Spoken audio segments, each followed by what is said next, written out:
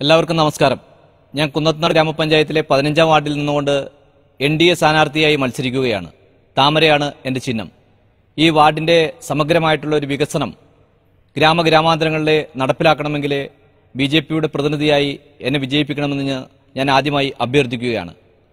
ഈ നാട്ടിലെ ജനങ്ങൾക്ക് കുടിവെള്ള പ്രശ്നവും അതേപോലെ വീടുകളില്ലാത്ത നിരവധി കുടുംബങ്ങളെ ഈ സമ്പർക്കത്തിലൂടെ എനിക്ക് കാണാൻ കഴിഞ്ഞു.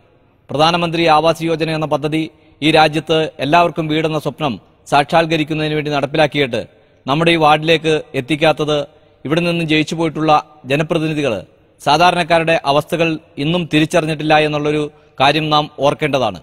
തീർച്ചയായിട്ടും നിങ്ങൾക്ക് എനിക്ക് ഉറപ്പ് നൽകാൻ കഴിയും, ഇന്ത്യ രാജ്യത്തെ പ്രധാനമന്ത്രി പ്രഖ്യാപിച്ചിട്ടുള്ള ആവാസ് യോജന ഈ ഗ്രാമത്തിലെ മുഴുവൻ ആളുകൾക്കും എത്തിക്കുവാനും അതേപോലെ കർഷക തൊഴിലാളികളായിട്ടുള്ള ആളുകൾക്ക് മുഴുവൻ പ്രധാനമന്ത്രി കർഷകർക്ക് വേണ്ടി പ്രഖ്യാപിച്ചിട്ടുള്ള മുഴുവൻ പദ്ധതികളും ഇവിടുത്തെ കർഷകർക്ക് എത്തിക്കാൻ വേണ്ടിയിട്ടുള്ള പരിശ്രമങ്ങൾ നടത്തും.